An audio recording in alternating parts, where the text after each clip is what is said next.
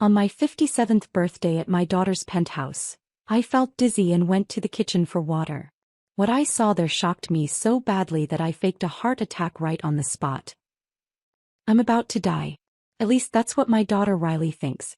She's sitting across from me in her Seattle penthouse, watching me with predatory focus as she slides a champagne flute toward my hand. The liquid inside looks golden and celebratory. It's actually laced with enough antifreeze to cause kidney failure within 12 hours. I know this because 3 minutes ago I watched her husband Devin prepare it. I saw him measure the poison with a syringe. I heard him tell Riley, 3 milliliters total. It'll look like natural causes when she dies tomorrow. Before we continue, if you believe that mothers deserve better than betrayal from their own children, please hit that subscribe button. It's free and helps these stories reach others who need to hear them. Now let's see how I survived. It's my 57th birthday, November 8th, and I came to dinner thinking Riley wanted to reconnect. The invitation 2 weeks ago had sounded so warm, so genuine. I want to make it special, Mom. Just the three of us. I'll cook your favorite meal. What she actually meant was, I want to make it look like natural causes, Mom. Just the three of us. So there are no witnesses. The first dose was in the mimosa she handed me when I arrived. I noticed the strange taste, too sweet, chemical, but I drank it anyway because I wanted so desperately to believe my daughter still loved me. Now my head is spinning and my vision is blurred, exactly the way Devin planned. The disorientation was intentional. Make the victim weak and compliant before delivering the fatal dose. To you, Mom, Riley says, her voice honey-sweet and hollow. Happy birthday. Devin is leaning forward slightly in his chair, watching me with barely concealed impatience. They're $480,000 in debt. I found the statements last month. They're about to lose this penthouse, the luxury cars, the designer lifestyle they've built on credit cards and lies. They think killing me will solve everything. They think my life insurance policy and retirement account will save them. They have no idea that I own a $180 million commercial property portfolio. That I've spent 32 years building an empire in complete silence. That the modest retiree they see, the woman in clearance rack blazers who clips coupons and drives a dented Camry, is actually one of the wealthiest property owners in Washington state. I kept it secret because I wanted Riley to develop her own character, her own work ethic. I wanted her to appreciate sacrifice and understand the value of hard work. I thought hiding my wealth would make her strong and independent. Instead, it just made her willing to kill me. I look at the champagne glass. I look at my daughter's face, tight with anticipation. I look at Devin's cold, calculating eyes. And I make my move. I clutch my chest and gasp. My hand flies to my sternum. The champagne flute slips from my grasp and shatters on the marble floor, sending golden poison spraying across Riley's $8,000 area rug. Mom. Riley shrieks, but she doesn't move toward me. I let my knees buckle. I crash to the floor, letting my body go limp. Through my closed eyelids, I hear them panicking, not about me dying but about the evidence soaking into their carpet. What they don't hear is the sound of sirens already approaching. The police I texted 5 minutes ago from the bathroom. The forensics team my attorney is bringing. The private investigator recording everything from his van across the street. They think I'm dying. They think they've won. They have no idea that Brooklyn Carter doesn't lose. But let me back up. Let me tell you how a mother ends up faking her own death on her birthday while her only child watches and waits for the poison to work. Because understanding who I am makes everything else make sense. My name is Brooklyn Carter. I'm 57 years old, and for 3 decades I've lived a carefully constructed double life. When people see me at the grocery store or on the bus, they see exactly what I want them to see. A retired real estate agent in sensible shoes from Payless and blazers from the Macy's clearance rack. I live in a small rent-controlled apartment in Capitol Hill, the same 2-bedroom unit I moved into when Riley was a toddler. My 2009 Toyota Camry has a dented bumper on the passenger side that I've never bothered to fix. Every Sunday morning I sit at my kitchen table clipping coupons with reading glasses I bought at the dollar store. My neighbors think I'm barely scraping by. Mrs. Martinez downstairs has offered to help me apply for food assistance programs. The Johnsons in 3B bring me casseroles when they think I look too thin. The building superintendent gives me a break on my rent sometimes because he feels sorry for me. What none of them know, what nobody knows except my attorney Vanessa Hartwell, is that I control one of the largest commercial property portfolios in Washington state. Carter and Associates Holdings. The name exists on legal documents buried under layers of LLCs and trust structures designed to keep my identity private. 17 office buildings scattered across Seattle, Tacoma, and Spokane. 6 shopping centers, including 2 in neighborhoods that have tripled in value over the past decade. A dozen residential complexes with hundreds of units generating steady rental income every month. The whole operation is worth $180 million, and it essentially runs itself now. A machine I built from nothing that deposits money into accounts my daughter doesn't know exist. It started small.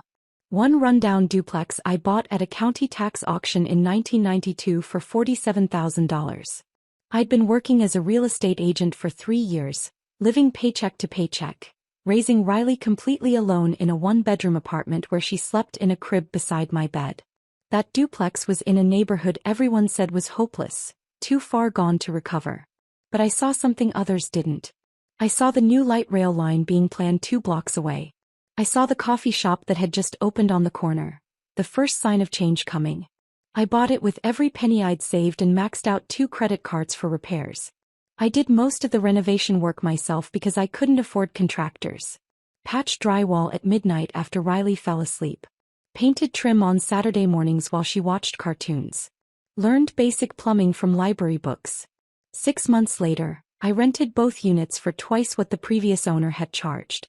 A year after that, I sold the building for $89,000 and used the profit to buy 2 more properties. For 3 decades, I repeated that pattern. Work triple shifts as a real estate agent.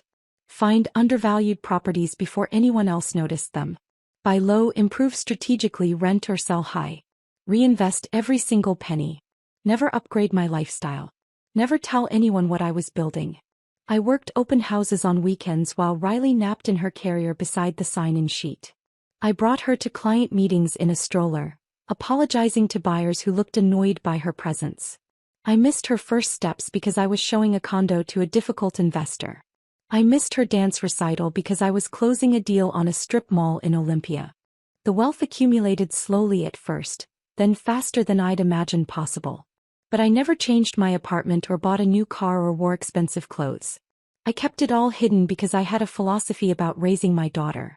I wanted Riley to develop her own character, her own work ethic, her own sense of accomplishment. I didn't want her to become one of those trust fund kids who never learned the value of hard work, who coasted on their parents' success and contributed nothing to the world. So I let her believe I was struggling. Let her think I'd taken out massive loans to pay for her dance lessons and her college tuition. I wanted her to see sacrifice, to understand that everything worth having requires effort and dedication.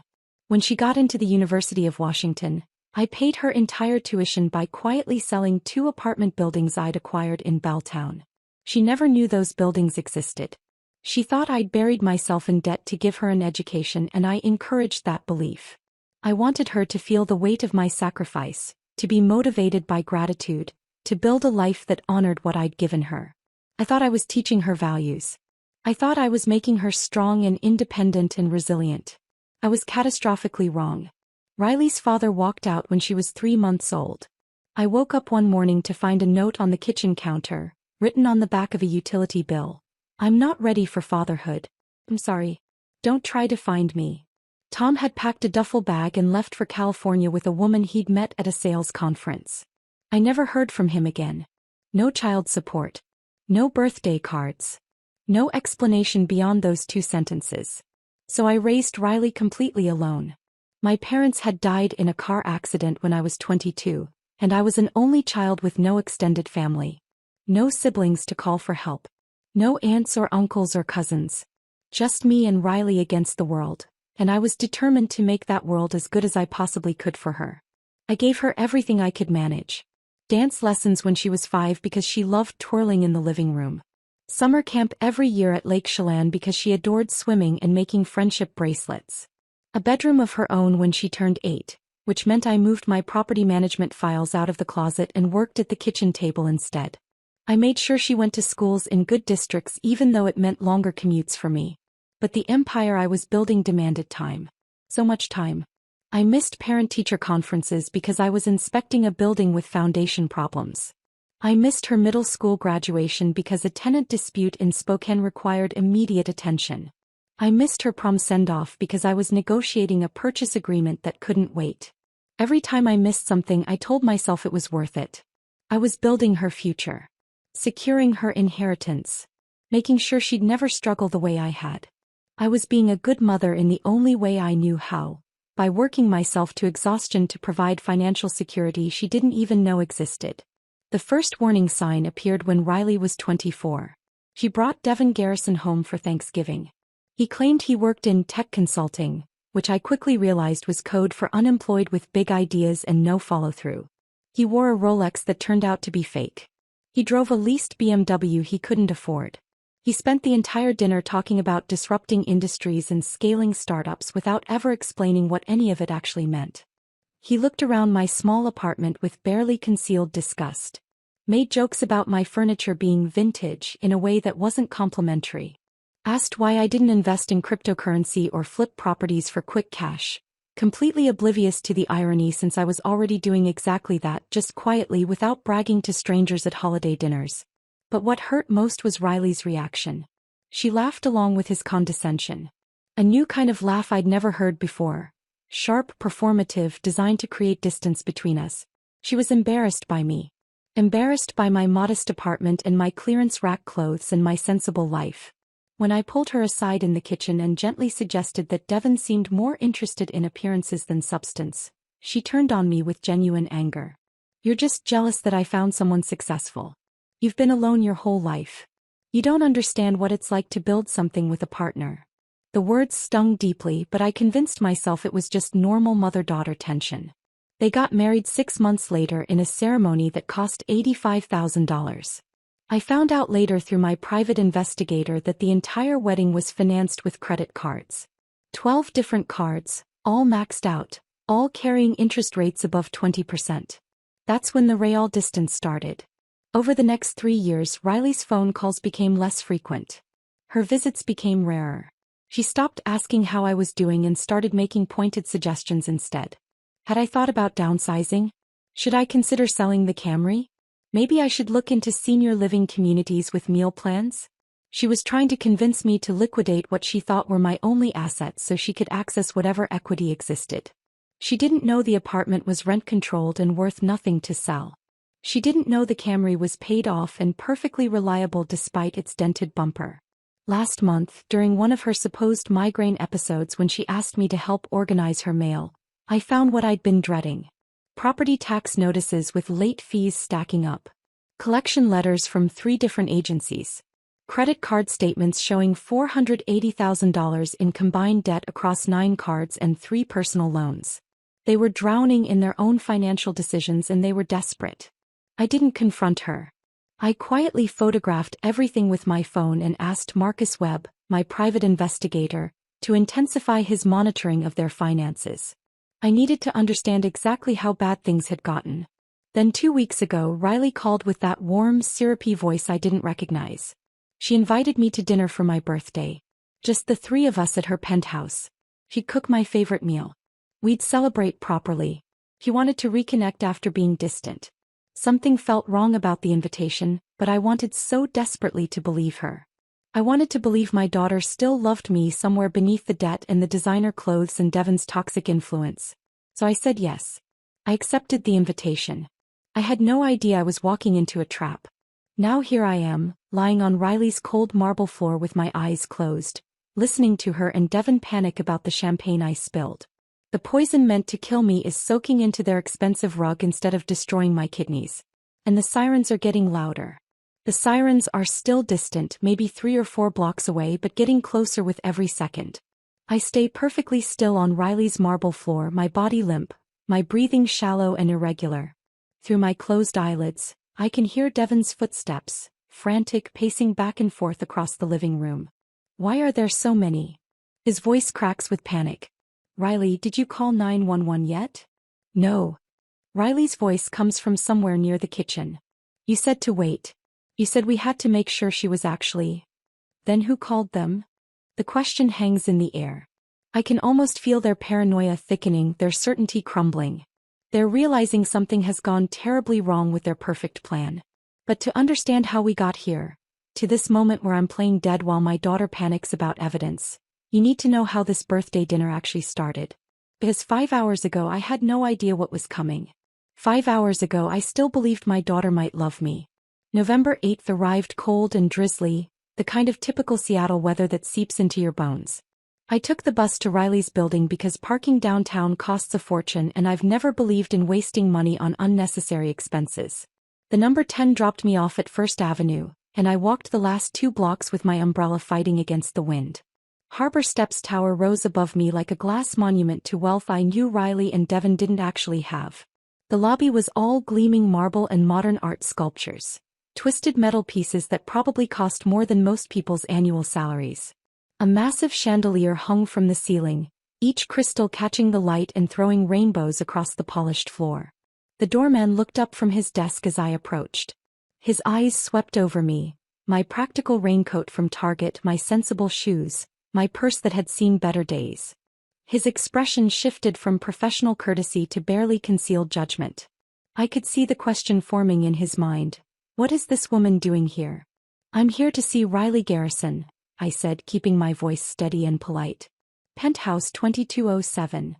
His eyebrows lifted slightly, surprise flickering across his face before he caught himself. Of course. Name. Brooklyn Carter. Her mother. Recognition dawned, followed immediately by a careful neutrality that told me everything I needed to know. Riley had never mentioned me to the building staff. Or if she had, it wasn't in any context that suggested pride or affection. Elevators to your left, he said, waving vaguely without looking up again. The ride to the 22nd floor felt endless. The elevator was lined with mirrors on 3 sides, and I caught my reflection from multiple angles. A woman who looked every year of her 57, gray hair that needed touching up, lines around her eyes from decades of stress and sleepless nights. I straightened my collar and told myself it didn't matter what I looked like. This was my daughter. She'd invited me here. She wanted to reconnect. The elevator chimed and the doors slid open onto a small private hallway with only 2 doors. Riley was standing outside the left one, and for a moment, just a flash, I saw the little girl she used to be. The one who'd run to meet me at the door after work, throwing her arms around my legs and chattering about her day. Then the moment passed. The woman in front of me was a stranger wearing my daughter's face. Mom. She stepped forward, her arms opening for a hug. She was dressed in a silk blouse the color of champagne and designer jeans that still had those crisp creases down the front from being recently purchased. Her hair was styled in loose waves that probably cost $200 at a salon. Diamond studs, or what I assumed were meant to look like diamonds, glinted in her ears. The hug felt wrong. Too brief. Too stiff. Like she was embracing someone for a photograph, holding the pose just long enough for it to count before pulling away. Happy birthday, Mom, she said, but her eyes were somewhere else. They flicked past me toward the elevator, then back, then toward the open door of her penthouse. Distracted. Calculating. Like she was checking off boxes on a mental list. Thank you for inviting me, I said, meaning it despite the awkwardness. It's been too long. I know. I'm sorry about that. Things have just been so crazy with Devin's business and the renovation projects and, well, you know how it is. She gestured for me to follow her inside. Come in, come in.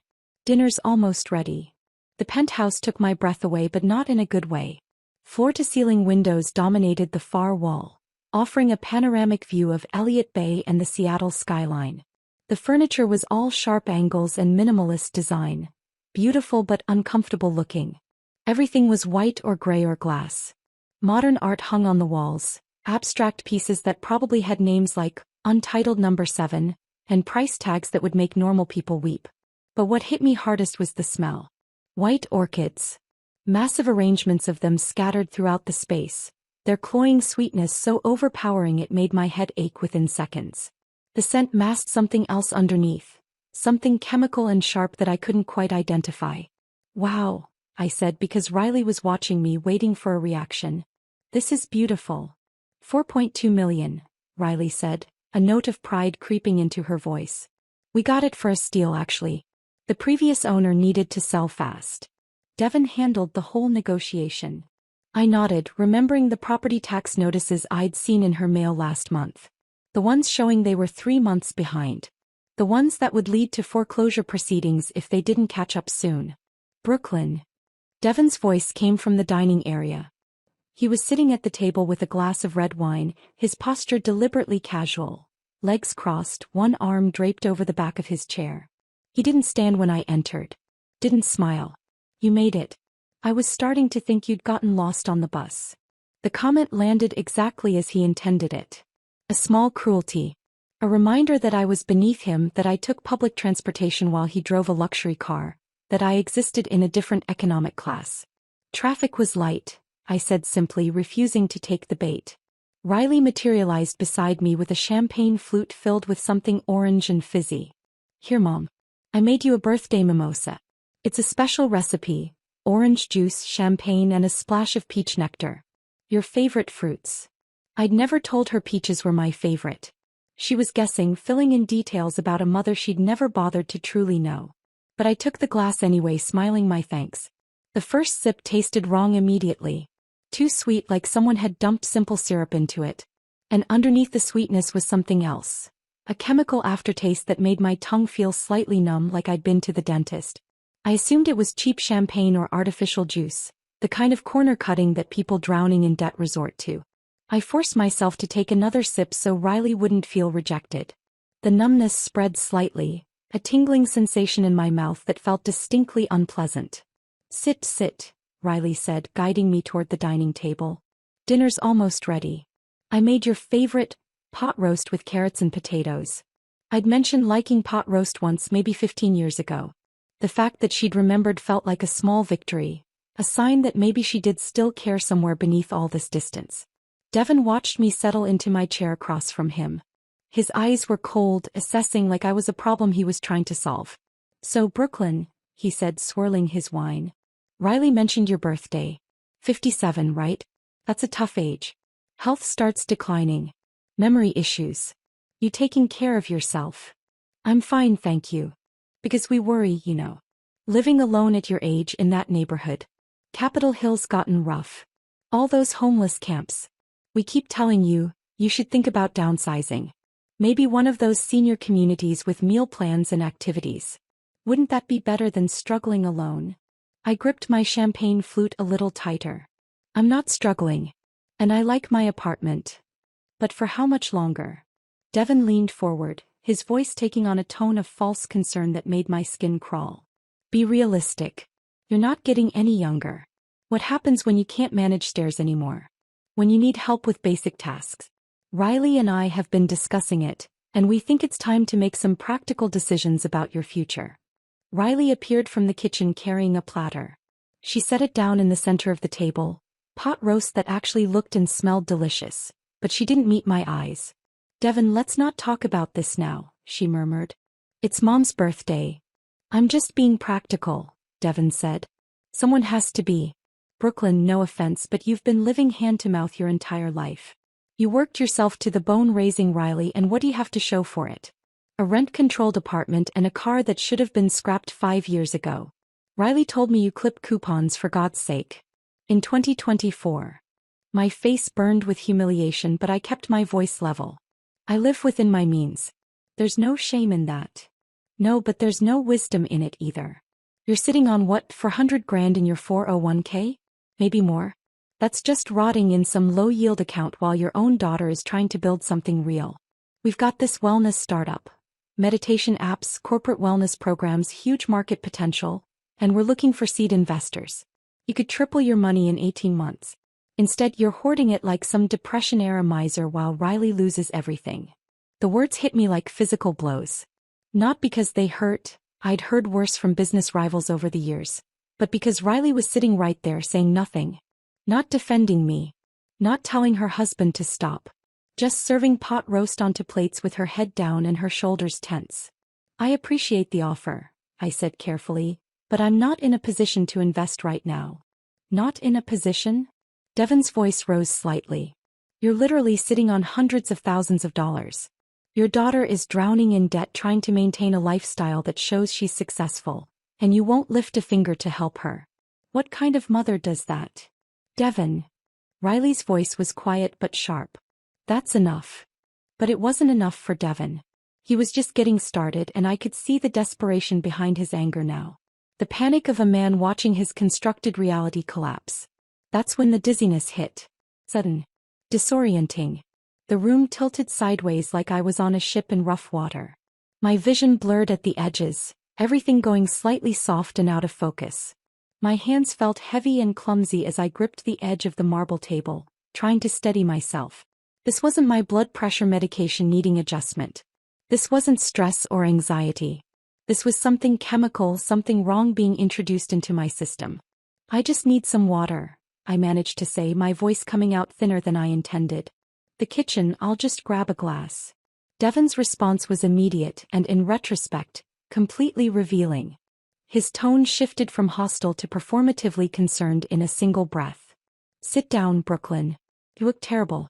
Riley will get it for you. You need to rest.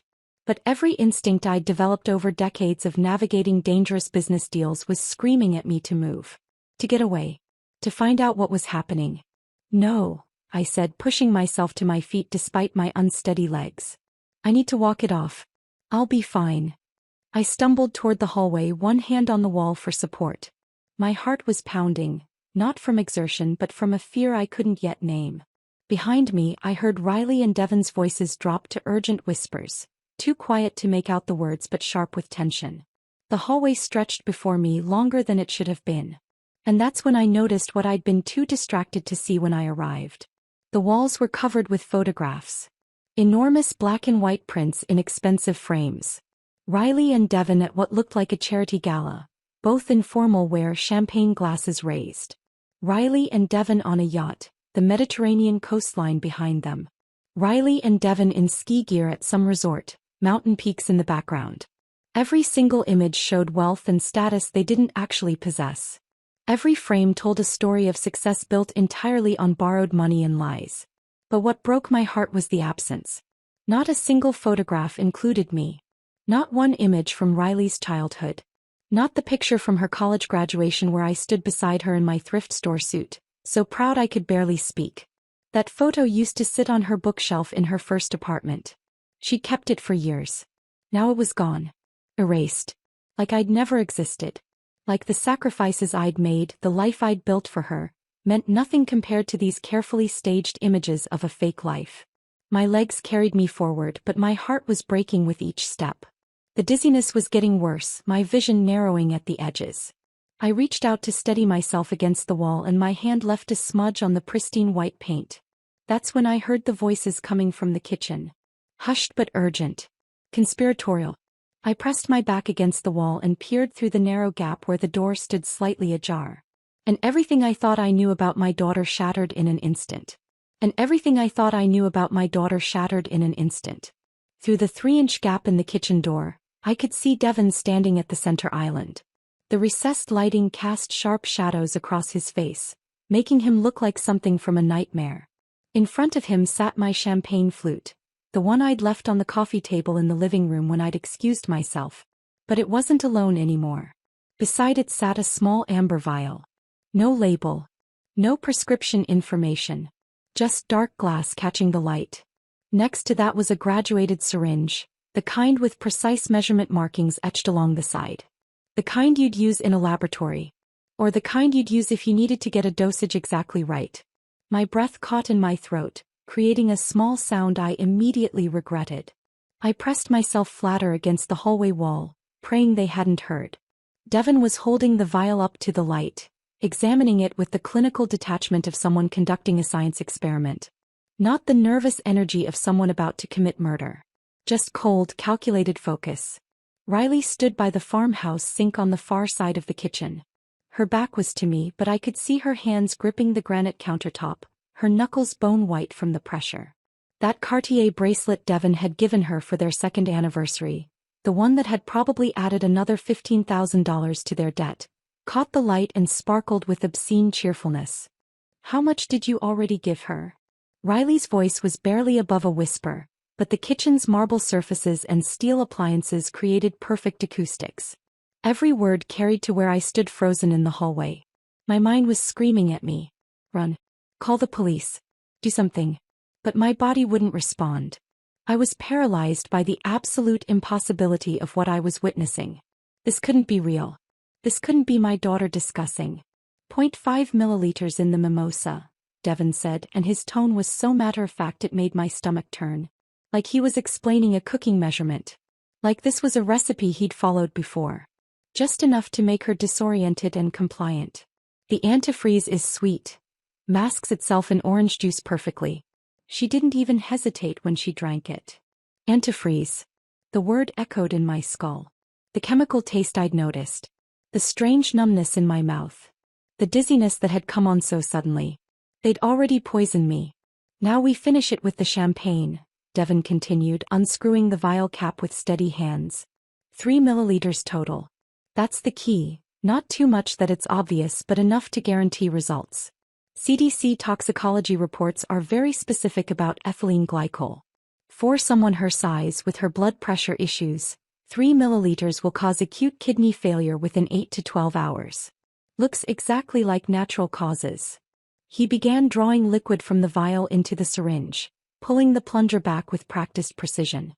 The clear fluid filled the chamber slowly, measured and deliberate. Riley's shoulders were shaking. For a moment I thought maybe she was crying. Maybe some part of my daughter was still in there, horrified by what they were planning. Then I realized she wasn't crying. She was just trembling with nerves. "What if someone orders an autopsy?" Riley asked, her voice tight and high-pitched. "What if they test for it?" "They won't." Devon's confidence was absolute. He held the syringe up to the light, checking the measurement. "Think about it logically. She's 57 years old. She has documented hypertension. Her medical records show she's non-compliant with her medication. I checked when I accessed her patient portal using that password reset trick. She just had a heavy meal with wine and rich food.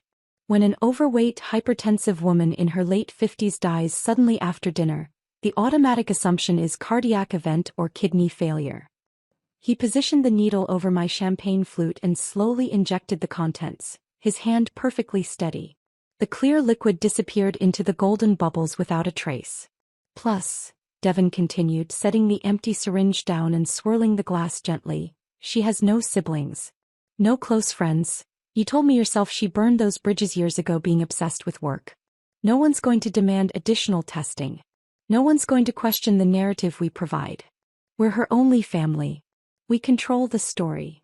The casual cruelty of his words was breathtaking. He'd thought through every angle, anticipated every question, prepared answers for every potential complication. This was an impulse. This was a plan. A detailed, researched, carefully constructed plan to murder me and make it look like natural causes. "We just need to make sure she drinks it all," Devon said, examining the champagne flute with satisfaction. "Once we get her back to the table we pour this and make a toast. Birthday celebration. She'll drink it because she's desperate for your approval, desperate to believe you still care about her. Then we wait." "How long?" Riley's voice was so quiet I almost didn't hear it. "The preliminary symptoms start in 4 to 6 hours. Nausea, confusion, increased heart rate. We'll act concerned, offer to call for help, but she'll probably insist she's fine. You know how she is, never wants to be a burden. By the time she gets really bad she'll be home in that apartment. Alone. She'll probably call 911 herself when the pain gets unbearable, but by then it'll be too late. Kidneys will be shutting down. Even if they figure out it's poisoning, there's no way to trace it back to us." "But murder, Devon." Riley finally turned away from the sink. I could see her face now, pale and drawn. "We're talking about murder. She's my mother." For one desperate, agonizing moment I thought she might refuse. I thought I might see some spark of the little girl I'd raised. The one who used to wrap her arms around my neck and whisper, "I love you, Mommy," before bed. The one who'd made me Mother's Day cards with crayon drawings and crooked hearts. But Devon stepped toward her, his expression hardening into something cold and frightening. "She's an obstacle," he said, and each word felt like a knife. "Look at our situation, Riley. Really look at it. We're 6 weeks from foreclosure. The credit cards are maxed. The car payments are 2 months behind. Your business failed. My business failed. We have nothing except this penthouse we can't afford and a lifestyle we can't maintain. But killing her isn't killing. It's survival. Devon grabbed Riley's shoulders, forcing her to look at him. She's 57. She's lived her life. A mediocre, small, meaningless life, but she lived it. We're 35 and 37. We have decades ahead of us. Decades that will be spent in bankruptcy and shame and poverty unless we do something drastic right now. The life insurance is only $400,000, Riley said weakly. Plus whatever's in her retirement accounts. Plus the equity in that apartment when we force a sale. Plus whatever else she's hiding. I guarantee you there's more. She's been squirreling away money her whole life like some paranoid Depression-era hoarder. Once we have power of attorney we can access everything. Liquidate it all. She'd never give us power of attorney. She won't have to. Devon's smile was cruel and knowing. Once she's incapacitated from the kidney failure, we petition the court for emergency medical guardianship. Given her condition and the fact that we're her only family, it's automatic. Then we make the compassionate decision to remove life support if it comes to that, and we inherit everything. Inevitable. The casual way he'd mapped out my death, not just my death but the systematic plundering of everything I'd built, made my vision go white at the edges. Riley stared at her husband for a long moment. I could see her chest rising and falling with rapid, shallow breaths. Her hands twisted together, the wedding ring she'd bought on credit catching the light. Then she nodded. Just a small dip of her chin. Almost imperceptible. But it was there. Okay, she whispered. Hey. But we have to be careful. Every detail has to be perfect. If anyone suspects, no one will suspect. Devon pulled her into an embrace, stroking her hair like she was a child he was comforting. We've planned this perfectly. In 24 hours this will all be over. Your mother will be gone, our debts will be paid, and we'll finally have the life we deserve. The life we deserve, Riley repeated, and the hollow way she said it made me want to scream. I backed away from the door with legs that barely supported my weight. My back hit the wall across the hallway and I had to bite down on my fist to keep from making a sound. My own daughter. The child I'd carried for 9 months. The baby I'd nursed in the middle of the night. The little girl I'd rocked through nightmares and held through tears and sacrificed everything to protect. She just agreed to murder me. Not for some fortune she knew existed. But for what she thought was a modest insurance policy and maybe $50,000 in retirement savings. She was willing to kill me for money that wouldn't even cover half their debt. The dizziness from the poison mimosa was getting worse. My vision swam at the edges, and I could feel my heart racing in an irregular, frightening rhythm. The antifreeze was working exactly as Devon had planned, making me weak, making me disoriented, making me vulnerable for the finishing dose. But something else was happening too. Something Devon couldn't have predicted. The fear and betrayal I felt was crystallizing into something harder. Something cold and sharp and absolutely focused. They'd underestimated me. Assumed I was weak. Assumed I was helpless. Assumed I'd built nothing worth protecting. They had no idea who Brooklyn Carter really was. They didn't know about the $180 million portfolio. They didn't know about the legal protections I'd put in place. They didn't know about the team of professionals I'd assembled. The attorney, the private investigator, the detective who owed me favors. Most importantly, they didn't know that I'd been documenting their financial collapse for months. That I'd suspected something was coming. That I'd prepared for exactly this kind of worst-case scenario. I pushed myself away from the wall and stumbled down the hallway toward the powder room I'd noticed near the entrance. My hands shook as I turned the knob and slipped inside, locking the door behind me with a quiet click that sounded impossibly loud in the silence. The bathroom was small but expensive. Marble countertops, designer fixtures, scented candles that probably cost $40 each. I gripped the edge of the sink and stared at my reflection in the mirror. My face was pale, almost gray. My pupils were slightly dilated. Small signs of the poison already working through my system. But my eyes were clear, focused, filled with a rage so pure it felt like electricity in my veins. I pulled my phone from my purse with trembling hands and opened my encrypted messaging app. 3 messages. 3 people who would understand exactly what to do. The first went to Lieutenant Grace Nakamura, Seattle PD. We'd worked together 2 years ago on a tenant fraud case. She owed me, and she was someone who didn't ask unnecessary questions. Code red. Attempted homicide in progress. 57 years old female. Suspects, family members. Poisoning via antifreeze in beverage. Address. Penthouse 2207 Harbor Steps Tower, 1221 First Avenue. Covert response required. Evidence in kitchen. Champagne flute contains ethylene glycol. Do not announce arrival. The second went to Vanessa Hartwell, my attorney and the only person who knew about Carter and Associates Holdings. Execute safeguard protocol immediately. Attempted murder confirmed. Activate forensic accountants and bring emergency medical team to Harborview Medical Center. I'm going under. Document everything. The third went to Marcus Webb, my private investigator. Omega situation. Get to Harbor Steps Tower now. Bring audio-video surveillance equipment. Park across street. Record everything from this point forward. Suspects: Riley Garrison and Devin Garrison. Crime: attempted murder by poisoning. I hit send on all 3 messages and then deleted them from my visible chat history. The encrypted app would keep them on the recipient's devices, but there'd be no trace on mine if someone checked. I splashed cold water on my face, watching the droplets run down my chin and drip into the marble sink. My reflection stared back at me, a woman who looked every year of her age, who looked tired and scared and hurt. But underneath that there was something else. Something Devin and Riley would never see coming. I dried my face with one of their expensive hand towels and took a deep breath. It was time to give the performance of my lifetime. Time to walk back into that living room, accept that poisoned champagne, and fake a collapse so convincing they'd never suspect I'd heard every word. Let them think I was dying. Let them panic about evidence. Let them believe they'd won. By the time they realized their mistake, the handcuffs would already be closing around their wrists. I unlocked the bathroom door and stepped back into the hallway ready to finish this. I unlocked the bathroom door and stepped back into the hallway ready to finish this. My legs felt unsteady, partly from the poison already working through my system, partly from adrenaline coursing through my veins like liquid electricity. I steadied myself against the wall, letting my hand leave a visible smudge on the pristine white paint. Good. That would look authentic. A woman struggling to stay upright, confused and disoriented, stumbling back from the bathroom. I could hear movement from the kitchen. The soft clink of glass. Running water.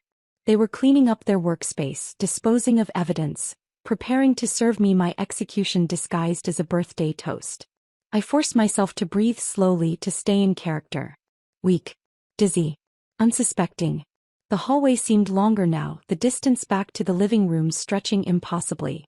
Those photographs of Riley and Devin in their fake life stared down at me from the walls. Silent witnesses to my daughter's transformation from the girl I'd raised into someone I no longer recognized. Mom. Riley's voice came from somewhere ahead. Mom, are you okay? You were in there forever. I rounded the corner and saw her standing in the hallway entrance, backlit by the living room's expensive lighting. For a split second she looked genuinely concerned. Her eyebrows were drawn together, her mouth set in a small frown. Then I saw her eyes flick past me toward the bathroom, calculating whether I'd heard anything or seen anything I shouldn't have.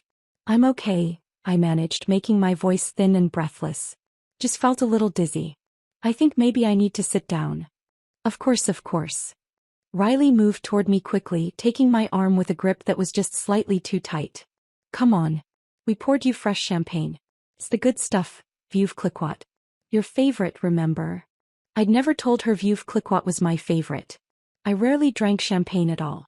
She was filling in blanks, constructing details about a mother she'd never bothered to actually know. The casual invention should have hurt, but I was past hurt now. I was in survival mode. That's so thoughtful, I said, letting her support more of my weight than necessary. I shuffled my feet slightly, sold the image of a woman on the edge of collapse. You didn't have to go to so much trouble. It's your birthday, Mom. You deserve something special. The words were hollow, recited without meaning. Like dialogue from a script she'd memorized but never understood. We entered the living room and there was Devin standing by the sofa. He'd composed himself since I'd overheard them in the kitchen. His face was arranged in an expression of polite concern, though his eyes remained cold and watchful. In his hand was a fresh champagne flute, the liquid inside catching the light from the floor-to-ceiling windows. Golden. Sparkling. Beautiful. Deadly. Brooklyn, he said, his voice smooth with false warmth. You look terrible. Here, sit down before you fall down. He gestured to the sofa with his free hand while keeping the champagne flute carefully level in the other. Riley was just telling me how worried she is about you. This dizziness, has this happened before?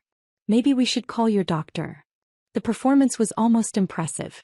If I hadn't heard him discussing my murder in clinical detail 10 minutes ago, I might have believed he actually cared. No, doctor, I said quickly, letting Riley guide me to the sofa. I just need to sit for a minute. It's probably just my blood pressure medication. Sometimes if I don't eat enough during the day, it makes me lightheaded. Well, you need to take better care of yourself. Devin pressed the champagne flute into my hand, his fingers lingering just a moment too long to ensure I had a firm grip. Here. This will help. Sugar and bubbles, it'll get your blood sugar up. The flute felt impossibly heavy in my hand. Or maybe that was the weight of knowing what it contained. 3 milliliters of antifreeze, carefully measured and dissolved into expensive champagne. Enough to cause kidney failure within 12 hours. Enough to kill me slowly while they watched and waited and pretended to care. I looked down at the golden liquid. Tiny bubbles rose to the surface in delicate streams, bursting when they reached the air. It looked exactly like what it was supposed to be. A celebratory drink, a birthday toast, a gesture of love from family. Then I looked up and saw Riley perched on the arm of the sofa beside me. Her body was rigid with tension, every muscle tight. She wasn't blinking. Her breathing was shallow and rapid, her chest rising and falling too quickly. She was staring at the champagne flute in my hand with an intensity that would have been alarming if I hadn't known exactly what she was thinking. She was waiting for me to drink. Waiting for me to seal my own fate. Waiting for the moment when the poison passed my lips and the countdown to my death began. Devin had positioned himself slightly behind me, close enough that I could smell his cologne. Something expensive and cloying that probably cost more than my monthly grocery budget. He was watching too, though he was better at hiding it. His expression remained concerned and attentive, but I could feel his focus laser-locked on my hands, on the glass, on whether I was going to drink. To you, Mom, Riley said suddenly, her voice pitched too high, too bright. Happy 57th birthday. I know we haven't been as close lately as we should be, but I want you to know how much I appreciate everything you've done for me. Everything you've sacrificed. You're an amazing mother. The lies came so easily to her. The words were exactly what I'd longed to hear for years, but they meant nothing. Less than nothing. They were just bait, manipulation designed to make me emotional enough to drink without thinking. I raised the glass toward my lips. My hand was shaking. That part wasn't performance, that was genuine fear mixing with rage, but it worked in my favor. I looked fragile. Vulnerable. Exactly what they wanted to see. The rim of the glass touched my mouth.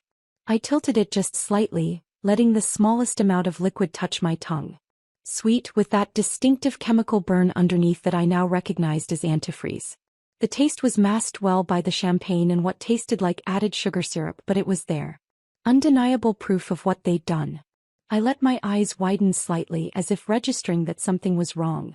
Let my breath catch. Then I clutched my chest with my free hand. The gasp that tore from my throat was half performance, half genuine horror at what my own child had become. My fingers dug into the fabric of my blouse, gripping hard enough that my knuckles went white.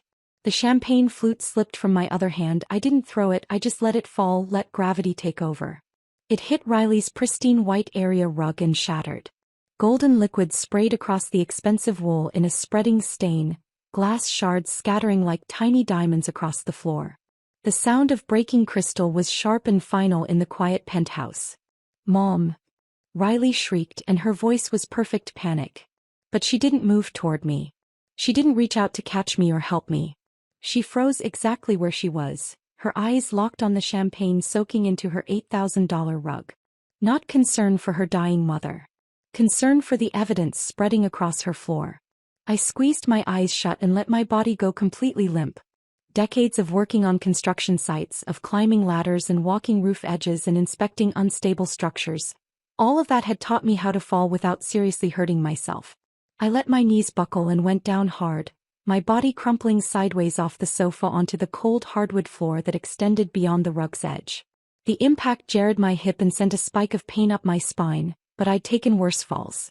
I knew how to distribute the force, how to protect my head, how to land in a way that looked devastating but wasn't actually dangerous. I let my head loll to the side, my cheek pressed against the floor. kept my eyes squeezed shut, made my breathing shallow and irregular, not the steady rhythm of someone faking, but the erratic gasps of someone in genuine distress. Through my closed eyelids I could hear everything with crystal clarity. Is she dying already? Riley's voice was high-pitched and panicked, but still she didn't come to me. I could hear her heels clicking rapidly, but the sound was moving away, not closer. Devon, she barely drank any. What if? Shut up. Devon's voice was sharp as a blade. Check her pulse. No, wait, don't touch her. Pause. I could feel him moving closer, sense his presence looming over my motionless body. If she's having a real heart attack and we didn't give her enough poison, this is actually better, Devon said, his voice dropping to an urgent whisper. Natural causes.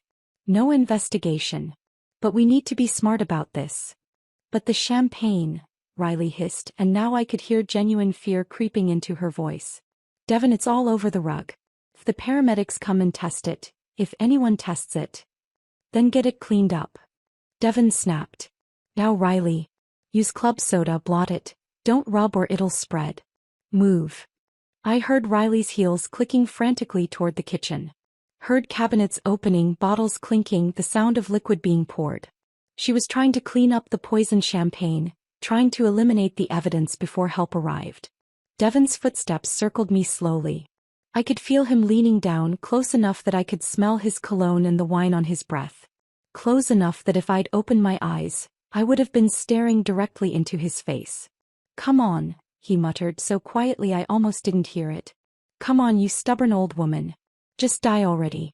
Just make this easy. The words should have terrified me. Should have made me want to scream or fight or run. But instead I felt that cold rage solidify into something harder. Something unbreakable. He straightened up and I heard his phone come out of his pocket. The sound of him dialing. His voice shifted back to that false concern as he spoke. Yes, 911. My mother-in-law just collapsed. I think she's having a heart attack. Yes, she's breathing but it's very shallow. The address is. But he never finished that sentence. Because at that exact moment the sound I'd been waiting for cut through the night. Sirens. Multiple sirens growing louder by the second. Not the single ambulance Devon was trying to call. Not the delayed response that would arrive after they'd cleaned up the evidence and constructed their story. This was a full response. Police. Fire department. Paramedics. All converging on this address at the same time, responding to the messages I'd sent from the bathroom 15 minutes ago. Devon's voice cut off mid-sentence. I heard his phone clatter to the floor. What the? He moved to the windows and I could picture him staring down at the street below, watching emergency vehicles arrive in force. Riley, why are there so many? Did you call 911? No. Riley's voice came from the kitchen, sharp with panic. You said to wait. You said we had to be careful about timing. Then who? The sirens were deafening now, right outside the building. I could hear car doors slamming, multiple sets of footsteps, the crackle of police radios. Something's wrong. Devon's voice had lost all its smooth confidence. Now it was raw panic, real fear. This isn't normal. This is too fast, too coordinated. He did something. That old woman did something. She couldn't have. Riley was back in the living room now and I could hear her pacing, her heels clicking erratically across the floor. She was dizzy, she was confused, she barely made it back from the bathroom. Then explain this. Devon shouted and I heard something hit the wall. Explain why there are 5 police cars and 2 ambulances outside right now. The penthouse door exploded inward.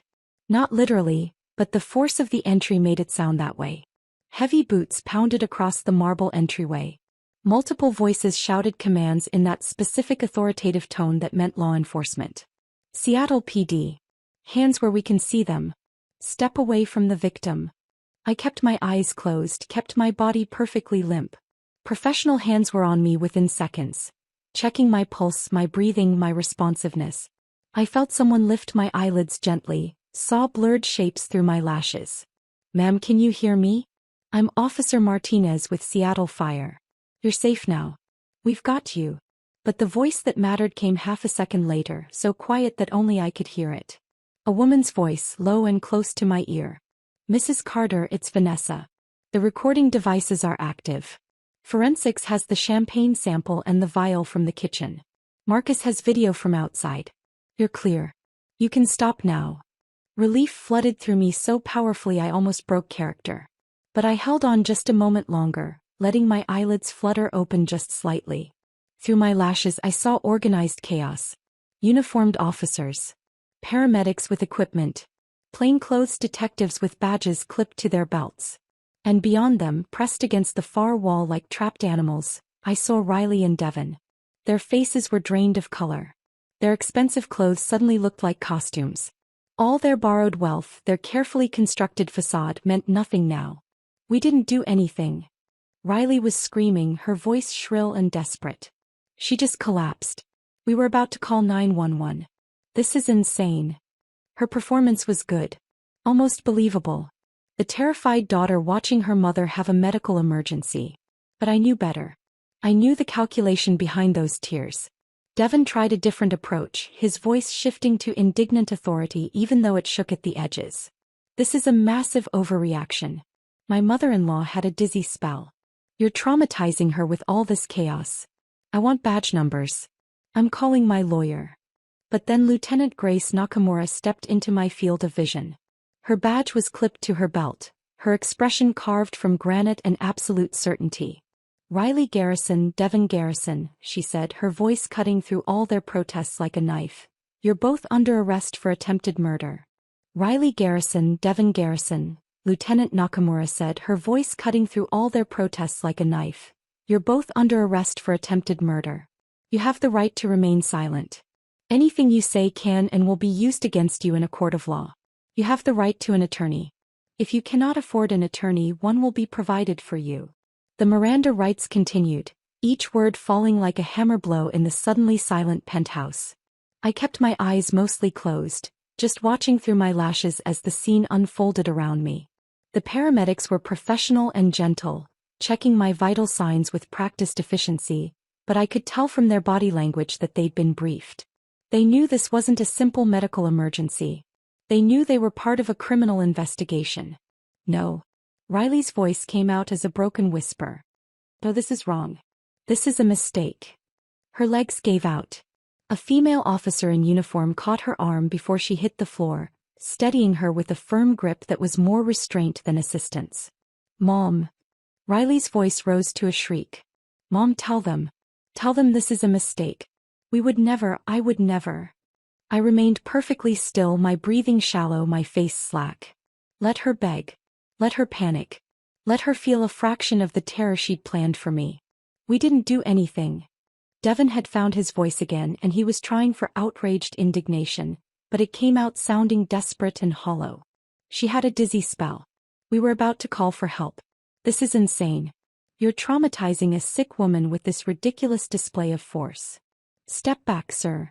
A uniformed officer moved between Devon and where I lay on the floor. Keep your hands visible. I want my lawyer, Devon said, his voice rising. I'm invoking my right to counsel right now. You can't question us. This is harassment.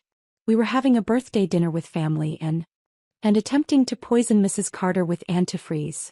Lieutenant Nakamura interrupted calmly. She pulled out her phone and showed Devon something on the screen. We have video surveillance from outside this unit. We have testimony from Mrs. Carter sent before her collapse. We have the champagne sample currently being tested by our forensics team, along with a vial and syringe recovered from your kitchen. Your internet search history for the past 2 weeks includes multiple queries about ethylene glycol toxicity, symptoms of kidney failure, and how long various poisons take to be detected. The color drained from Devon's face so completely he looked like he might faint. You can't, he stammered. You need a warrant for that.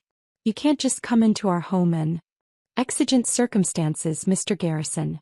When we receive credible information that a murder is in progress, we don't need a warrant to enter and secure the scene.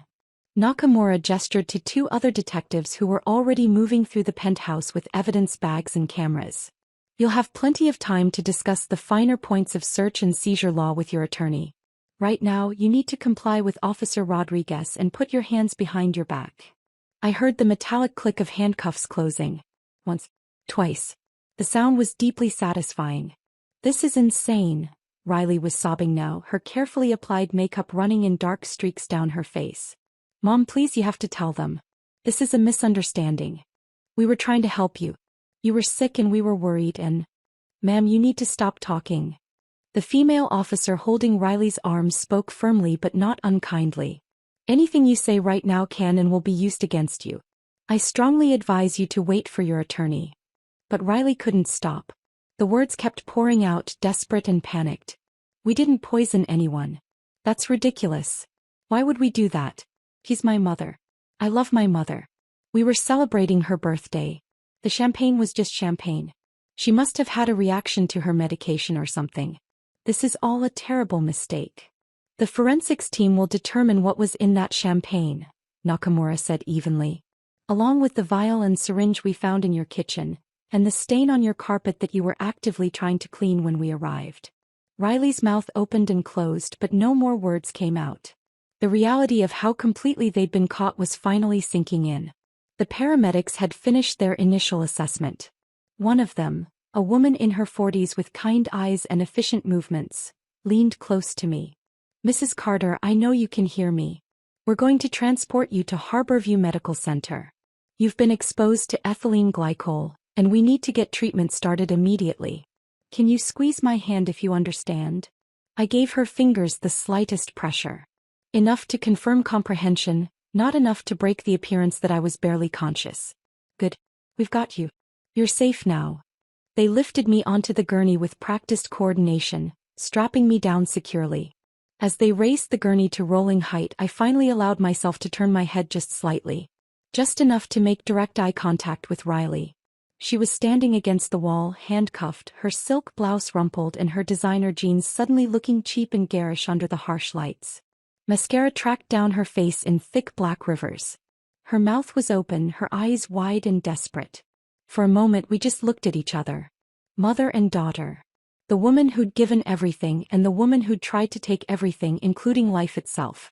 Mom, Riley whispered, and this time her voice was small and broken. Mom, please. This is a misunderstanding. You have to tell them. We would never hurt you. I would never hurt you. Please. I held her gaze. Let her see that I was fully conscious. Fully aware.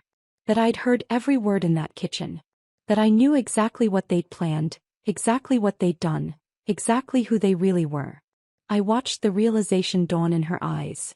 The slow, horrifying understanding that I wasn't confused or unconscious or having a medical emergency beyond my control. I had orchestrated this. I had called the police before I collapsed. I had been 10 steps ahead of them from the moment I'd heard them discussing my murder. Her mouth opened wider. You knew? You heard us? But how did you, when did you? Ma'am, stop talking. The officer holding her arms spoke more sharply this time. Seriously. Stop talking right now. But Riley wasn't listening.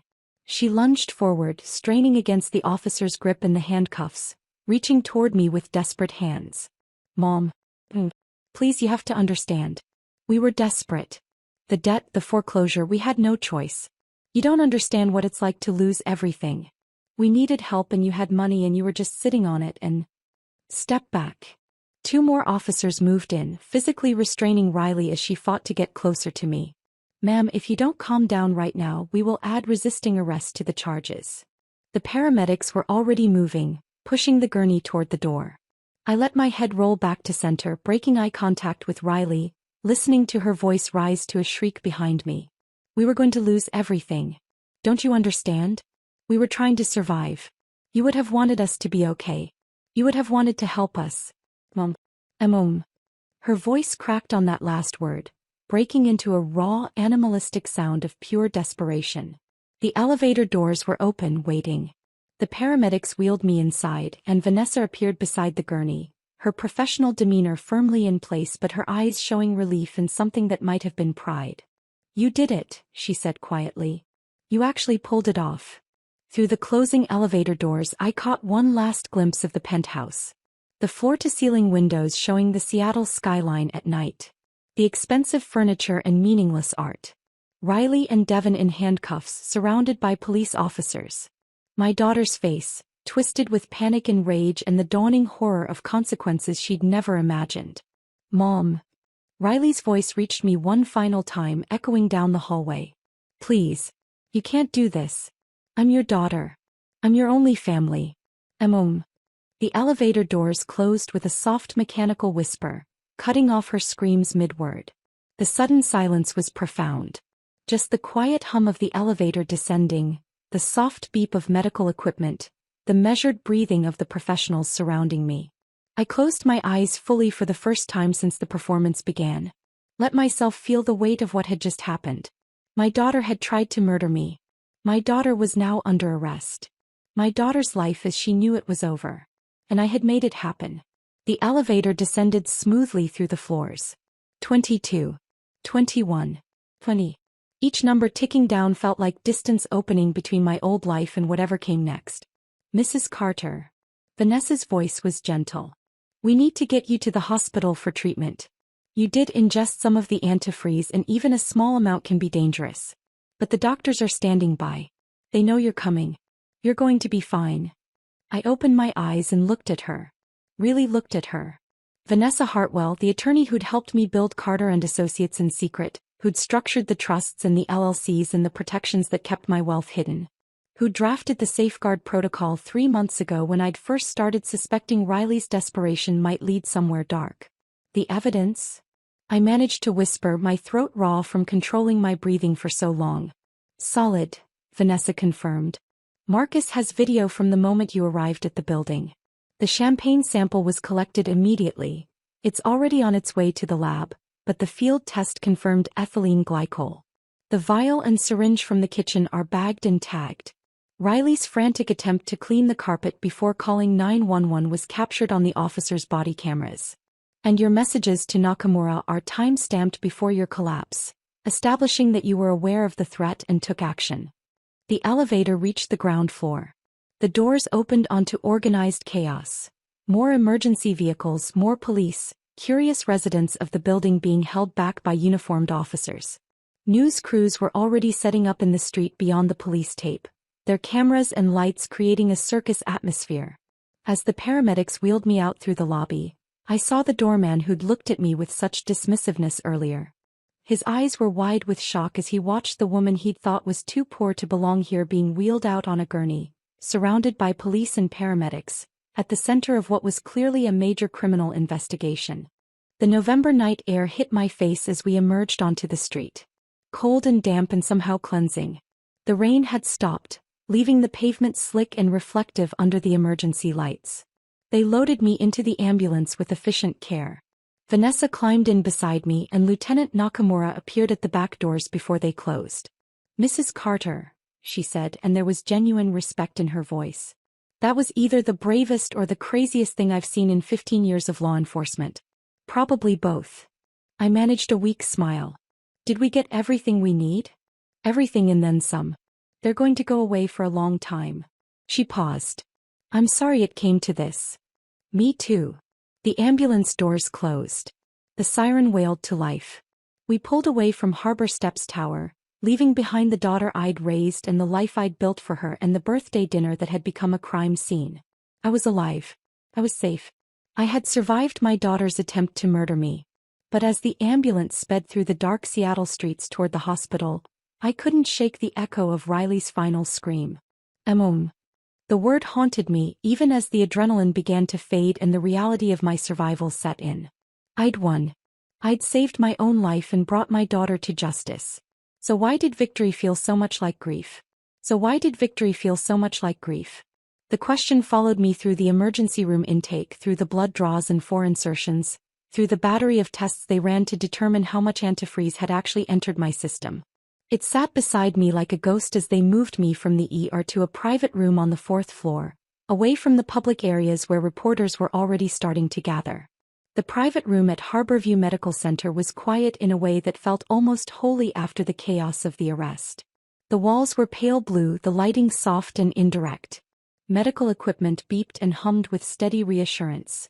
Proof that I was alive, that my heart was beating, that my kidneys were still functioning despite Riley's best efforts to destroy them.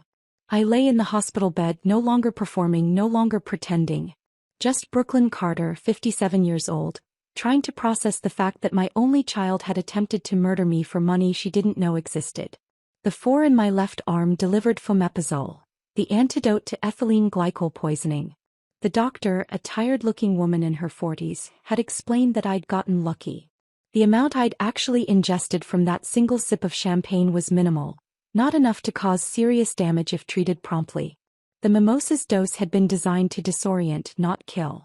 If I'd drunk the full champagne flute as planned, the outcome would have been very different. "You'll need to stay overnight for observation," she'd said, checking my chart. "But barring any complications, you should be able to go home tomorrow. You're a very fortunate woman, Mrs. Carter." Fortunate. The word felt obscene given the circumstances. Vanessa sat in the chair beside my bed, her laptop open, her expression focused and professional despite the late hour. She'd been with me since the ambulance ride, handling phone calls and coordinating with the police and managing the sudden explosion of legal issues that came with exposing my wealth and having my daughter arrested for attempted murder. "Marcus is still on site," she said, turning the laptop so I could see the screen. The display showed multiple camera feeds from his surveillance van, still parked across from Harbor Steps Tower. I could see police vehicles, evidence technicians going in and out of the building, and a growing crowd of onlookers and media personnel being held back by yellow tape. "The police are still processing the scene," Vanessa continued. "They've been there for 3 hours now. Forensics collected the champagne residue from the carpet. They literally cut out a section of the rug to preserve it. The vial from the kitchen counter. The syringe Devon threw in the trash under some paper towels. And they found 2 additional bottles in the bar area that field tests suggest may also have been tampered with." I felt my stomach turn. 2 additional bottles?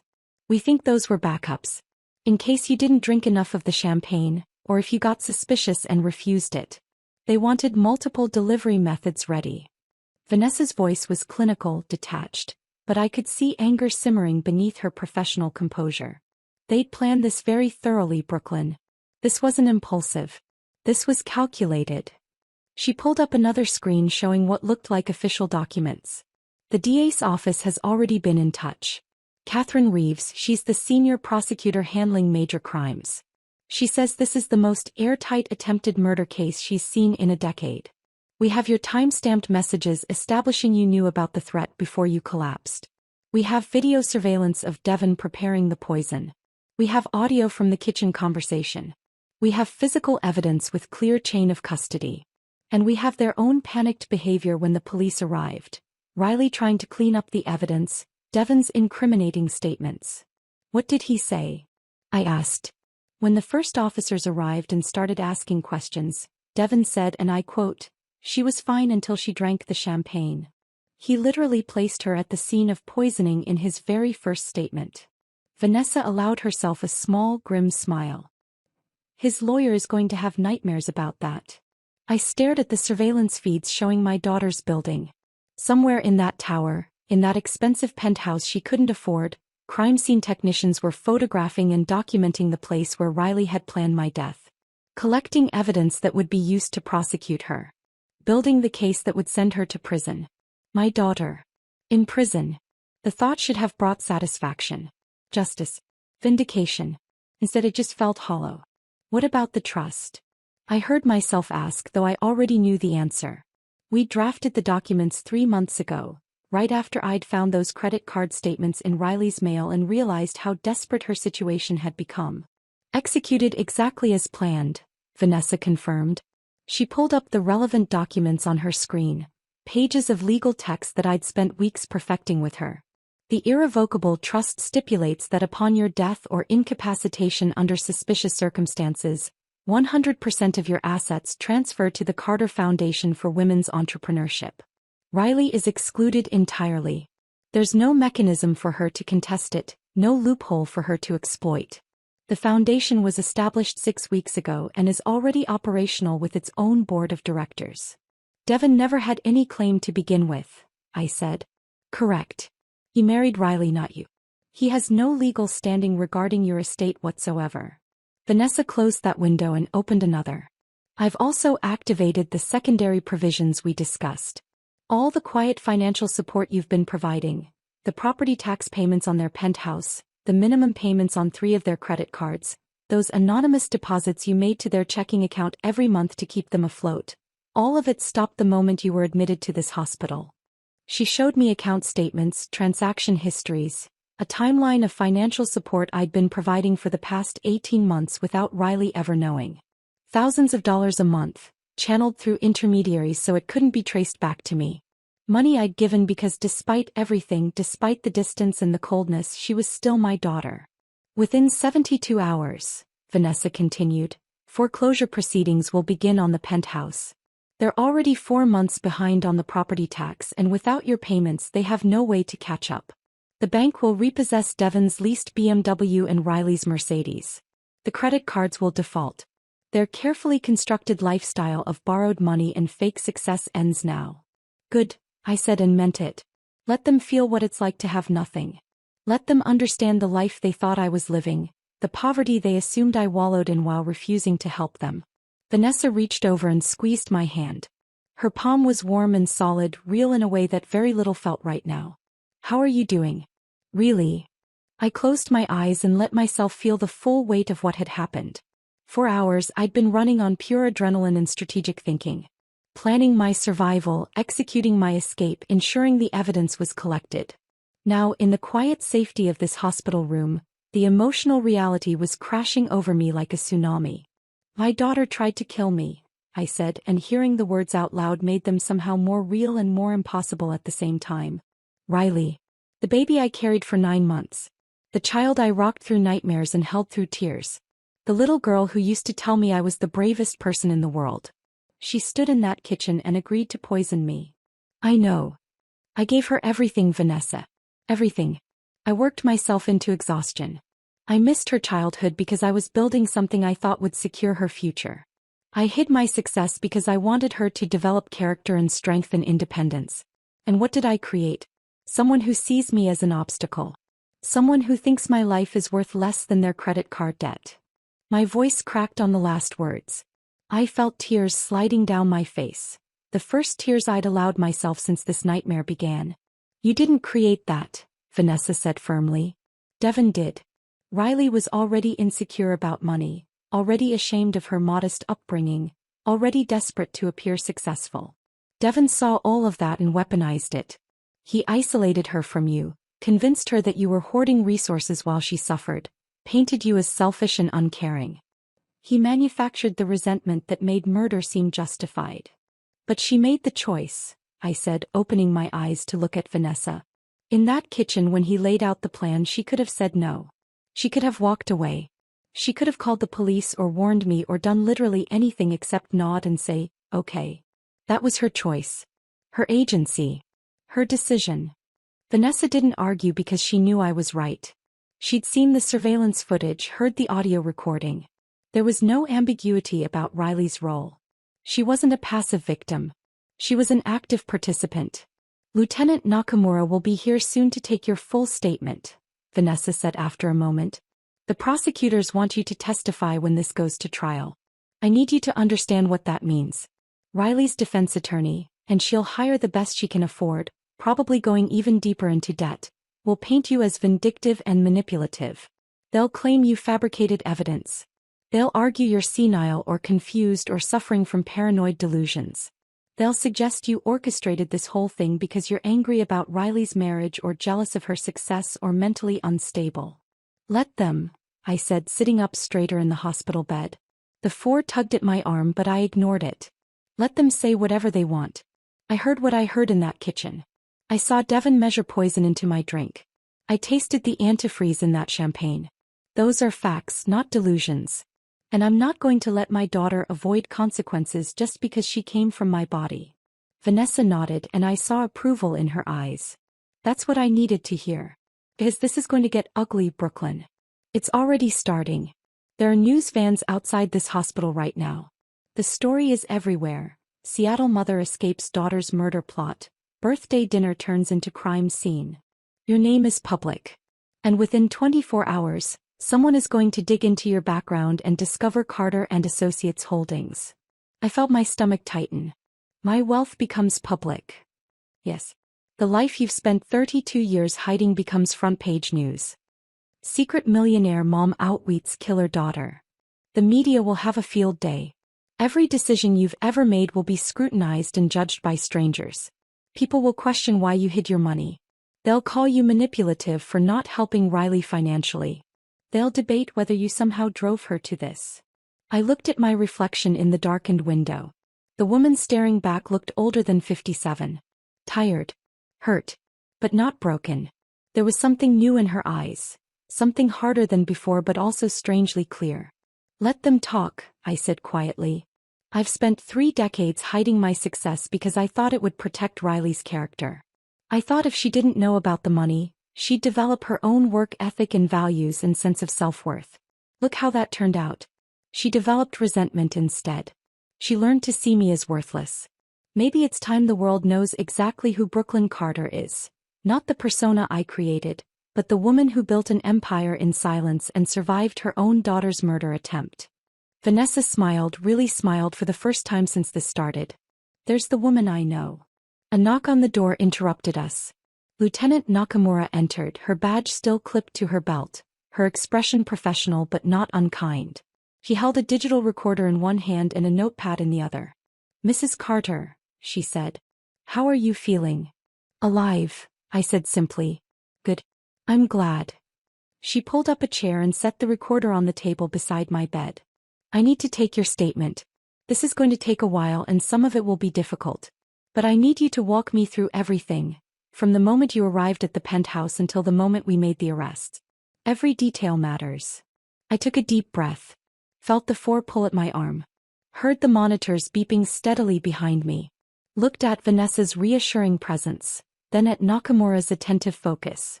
Hey, I said. Let me tell you about my daughter's birthday gift to me. And I began. The statement took 3 hours. Lieutenant Nakamura asked questions in methodical detail, walking me through every moment from the bus ride to Riley's building through the arrest and ambulance transport. She made me describe the taste of the mimosa, the sensation of the dizziness, the exact words I'd heard through the kitchen door. She asked about my relationship with Riley, about Devon, about the financial support I'd been secretly providing. I answered every question honestly, my voice steady even when the memories threatened to overwhelm me. Vanessa sat quietly throughout, occasionally making notes but mostly just being present. A silent anchor keeping me grounded. When it was finally over, when the recorder clicked off and Nakamura closed her notepad, I felt hollowed out. Like I'd just excavated the worst parts of my life and laid them bare for official documentation. Thank you, Mrs. Carter, Nakamura said. I know that wasn't easy. Get some rest. We'll be in touch as the case develops. After she left, I lay back against the pillows and stared at the ceiling. The monitors beeped. The 4 dripped. Somewhere down the hall, a nurse laughed at something. Normal sounds. Life continuing as if the world hadn't just tilted on its axis. Sleep, Vanessa said gently. Tomorrow we start dealing with everything else. But sleep didn't come easily. And when it did, I dreamed of Riley as a child, reaching for me with small hands, calling Mommy, in a voice that no longer existed. 3 months later, the King County Courthouse loomed before me like a monument to judgment. I sat in the witness waiting room on the 3rd floor, wearing the navy blue suit Vanessa had helped me select from Nordstrom. Our first shopping trip together where I'd actually allowed myself to buy something expensive. Professional but not flashy. Sympathetic but not weak. The kind of outfit that said credible witness without screaming secret millionaire. Through the heavy wooden door, I could hear muffled sounds from the courtroom. Voices rising and falling. Chairs scraping. The low murmur of a crowd settling in for the show. Because that's what this had become, a show. Entertainment. The salacious story that had dominated local and national news for months. Mother's secret fortune. Daughter's deadly birthday plot. Seattle woman fakes death to expose killer daughter. The poisoned inheritance. A birthday betrayal. The headlines had been relentless. My face was everywhere. The grainy security footage of me being wheeled out on the gurney. My professional headshot from Carter and Associates Holdings that someone had dug up from a real estate licensing database. An old photo from Riley's high school graduation that some former classmate had sold to the media. People I hadn't spoken to in decades had crawled out of the woodwork. Former colleagues requesting interviews. Neighbors from Riley's childhood suddenly remembering how troubled sheet seemed. Documentary filmmakers wanting exclusive rights to my story. Book publishers offering six-figure advances. I'd ignored them all. Every single request, every offer, every attempt to monetize my daughter's attempt to murder me. I had one focus: making sure Riley and Devon faced justice. The door opened and Vanessa stepped inside, immaculate as always in a charcoal gray suit. "They're ready for you," she said gently. "The prosecution just finished their opening statements. Catherine Reeves is brilliant. She laid out the entire case in 20 minutes and had half the jury in tears." I stood, smoothing my skirt with hands that weren't quite steady. "How does Riley look?" "Young." Her attorneys dressed her in a conservative gray dress, minimal makeup, hair pulled back. "They're going for the innocent daughter manipulated by evil husband angle." Vanessa's expression hardened. "Don't let it affect you. Remember what you heard in that kitchen. Remember who chose to say yes." I nodded, forcing myself to breathe slowly. This was it. The moment I'd been preparing for, dreading, and needing in equal measure. Vanessa squeezed my shoulder. "Tell the truth. Stay calm. Look at the jury when you answer. They need to see your humanity, not just hear your words. You've got this, Brooklyn. You're the strongest person I know." The courtroom was smaller than I'd expected, more intimate. Not the cavernous space from legal dramas, but a real room where real lives would be judged. The jury box held 12 ordinary people. I could see their faces clearly from the witness stand. A woman in her 60s who reminded me of my former neighbor, Mrs. Martinez. A young man with tech company casual wear who couldn't have been older than 30. A middle-aged woman whose grocery store name tag peeked out from under her blazer. Regular people who would decide my daughter's fate. The gallery was packed. Journalists with notepads. Court artists sketching frantically. People who'd lined up at dawn for a seat at the most sensational trial Seattle had seen in years. And cameras, because the judge had allowed limited media coverage given the public interest. Catherine Reeves stood at the prosecution table, tall and commanding in a burgundy suit. She'd spent the past 3 months building the case against Riley and Devon with meticulous precision. Now she approached me with a professional warmth that put me slightly at ease. "Mrs. Carter, thank you for being here today. I know this is difficult." Her voice carried clearly through the courtroom. "Can you tell the jury about your relationship with your daughter Riley?" I took a breath and began. Told them about raising her alone after Tom left. About the sacrifices, the double shifts, the birthday parties I'd planned on shoestring budgets. About paying for her education by quietly selling properties she didn't know existed. About hiding my wealth because I wanted her to develop character and independence. My voice stayed steady, but I couldn't help glancing toward the defense table. Riley sat between her two attorneys, and Vanessa had been right. They'd styled her to look as young and vulnerable as possible.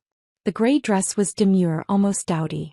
Her hair was pulled back in a simple ponytail, no expensive styling. Her jewelry was minimal, just a simple silver cross necklace that I'd never seen her wear before, clearly chosen to signal innocence and faith. She looked nothing like the woman who'd handed me poisoned champagne while wearing a silk blouse and Cartier bracelet. When our eyes met, she didn't look away. For a long moment we just stared at each other across the courtroom. I searched her face for something, remorse, recognition, the daughter I'd raised. But all I saw was desperation and something that might have been defiance.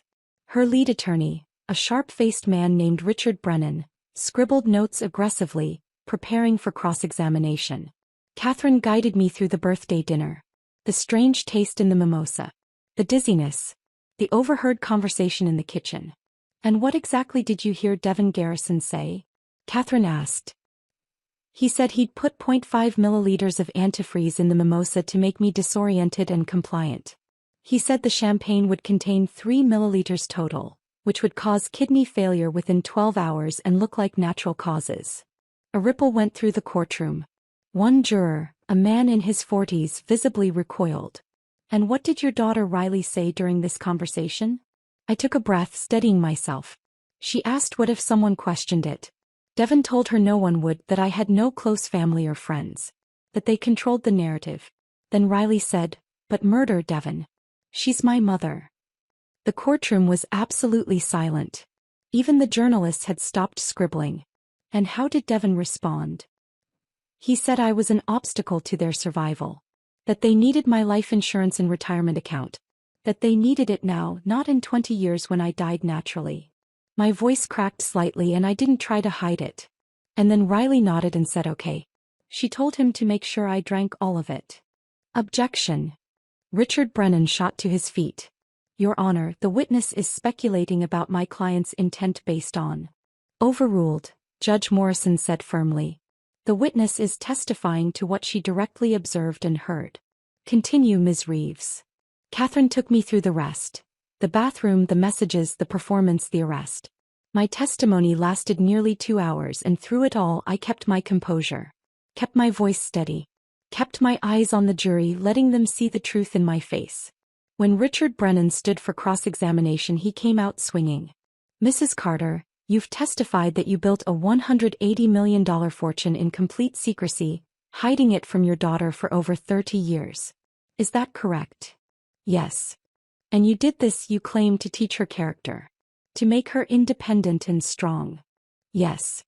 Isn't it true, Mrs. Carter, that you're a manipulative, controlling woman who enjoyed watching your daughter struggle while you sat on a fortune you refused to share? No. Isn't it true that when Riley finally found happiness with Devon, you couldn't stand losing control of her life? No.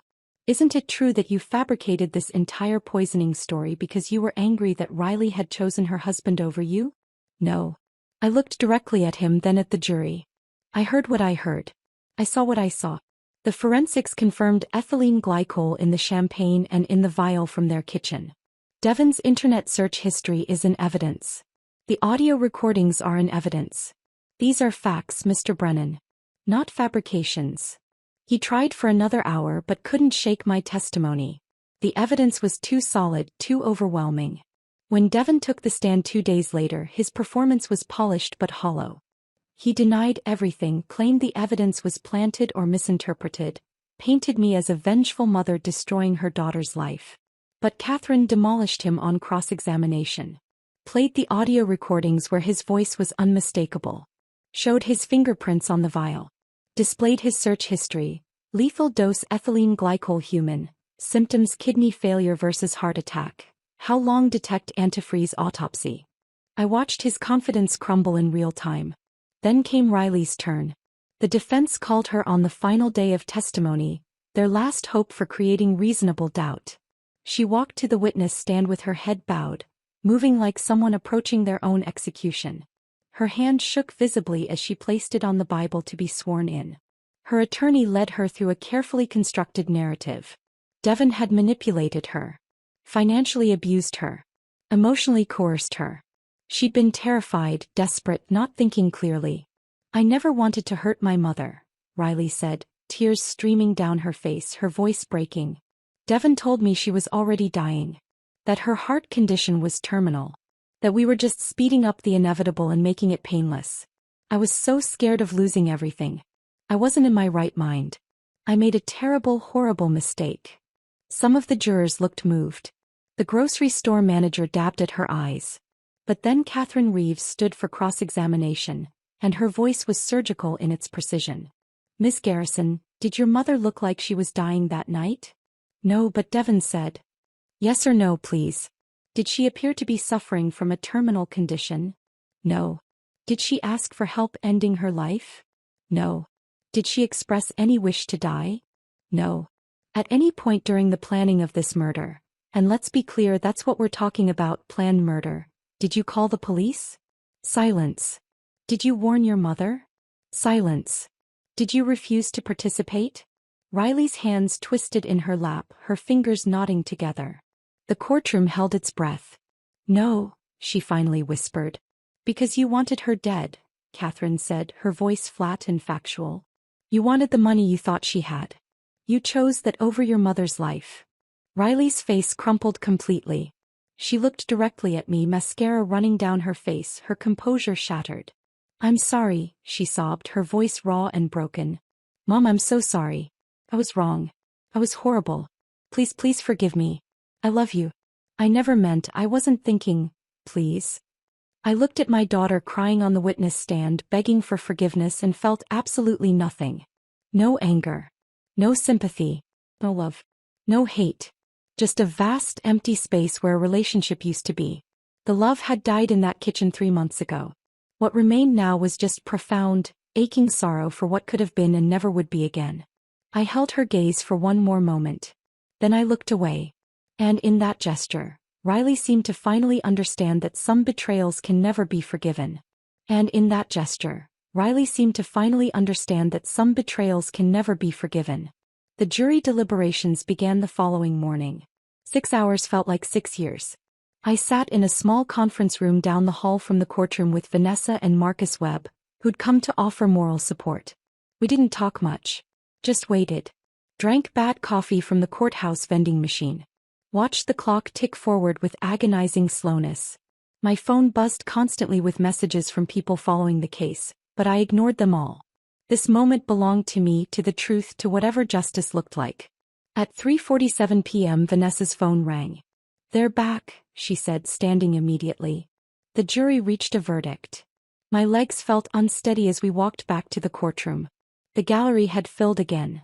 Journalists who'd been waiting in the hallway, spectators who'd somehow heard the news, family members of other cases hoping to catch a glimpse of the conclusion to Seattle's most sensational trial. I took my seat in the front row, directly behind the prosecution table. Catherine Reeves gave me a small nod of acknowledgement but said nothing. Her expression was carefully neutral, revealing nothing about what she might expect. The bailiff brought Riley and Devon in from separate holding cells. They sat at the defense table flanked by their attorneys, both looking small and diminished in their jail uniforms. Riley's eyes were swollen from crying. Devon's face was blank, emotionless, like he'd retreated somewhere deep inside himself. Judge Morrison entered and we all rose. "Please be seated. I understand the jury has reached a verdict." The forewoman stood. A woman in her 60s, the retired teacher who'd reminded me of Mrs. Martinez. Her voice was clear and steady, showing no emotion. "We have your honor. In the matter of the state of Washington versus Devon Garrison, on the count of attempted murder in the first degree, how do you find?" "Guilty." The word hung in the air like a bell that had been struck. "On the count of conspiracy to commit murder?" "Guilty." "On the count of assault with intent to kill?" "Guilty." Devon's face remained blank, but I saw his hands grip the edge of the defense table, knuckles going white. "In the matter of the state of Washington versus Riley Garrison, on the count of conspiracy to commit murder, how do you find?" The forewoman's eyes flicked briefly to me, then back to the judge. "Guilty." Riley made a sound, a small broken gasp. "On the count of attempted murder in the first degree?" "Guilty." Riley collapsed forward onto the table, her shoulders shaking with sobs. Her attorney put a hand on her back, but she shrugged it off violently. The courtroom erupted in controlled chaos. Journalists scrambling for their phones, spectators whispering urgently, the judge's gavel pounding for order. I sat perfectly still, feeling Vanessa's hand squeeze my shoulder. Feeling Marcus's solid presence beside me. Feeling something that wasn't quite satisfaction and wasn't quite relief but was definitely closure beginning to form. "Order," Judge Morrison commanded. "I will have order in this courtroom." The noise subsided. Riley continued to sob into her hands, her whole body shaking. Devon stared straight ahead at nothing, his jaw clenched so tight I could see the muscles jumping. "Sentencing will be scheduled for 2 weeks from today," the judge continued. "Both defendants will remain in custody until that time. This court is adjourned." As the bailiffs moved to escort Riley and Devon back to holding cells, Riley twisted in her chair and looked at me one final time. Her face was destroyed, makeup smeared, eyes red and swollen, features contorted with anguish. "Mom," she mouthed silently across the space between us. I held her gaze for 3 seconds. Then I stood, gathered my purse and walked out of the courtroom without looking back. 2 weeks later I returned for sentencing. Judge Morrison had reviewed the pre-sentencing reports, the victim impact statement I'd submitted in writing, the psychological evaluations of both defendants.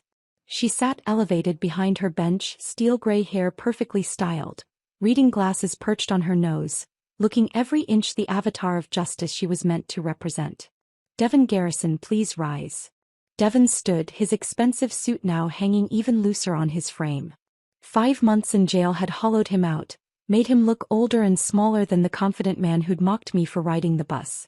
You orchestrated a cold-blooded murder plot against a woman whose only crime was loving her daughter and trying to teach her values, Judge Morrison said, her voice carrying absolute authority. You researched dosages. You purchased poison. You measured it with clinical precision. You discussed her death with the casual indifference of someone planning a dinner menu. You showed not one moment of hesitation, not one shred of humanity or remorse. She looked down at her notes, then back at Devon with undisguised contempt. I sentence you to 25 years in the Washington State Penitentiary without the possibility of parole for 15 years. During your incarceration, you will undergo mandatory counseling and will be required to participate in programs addressing financial crime and domestic manipulation. Bailiff, remove the defendant. Devon's face remained expressionless as they led him away, but I saw his hands trembling at his sides. Riley Garrison, please rise. Riley stood on unsteady legs, supported by her attorney's hand on her elbow. She looked impossibly young in her gray dress, hair pulled back, no makeup to hide the devastation on her face. For a moment she looked like the little girl I'd raised. The little girl who no longer existed. Judge Morrison removed her glasses and looked at Riley with something more complex than simple contempt. Ms. Garrison, your case presents unique circumstances. Unlike Mr. Garrison, you had a lifetime of love and support from the victim. You had a mother who sacrificed everything for your well-being. And you repaid that love with betrayal and attempted murder. Riley's shoulders shook with silent sobs. You had every opportunity to stop this. Every chance to choose your mother over money, love over greed, conscience over convenience. At any point you could have said no. Could have warned her. Could have called the police. You chose not to. The judge's voice hardened.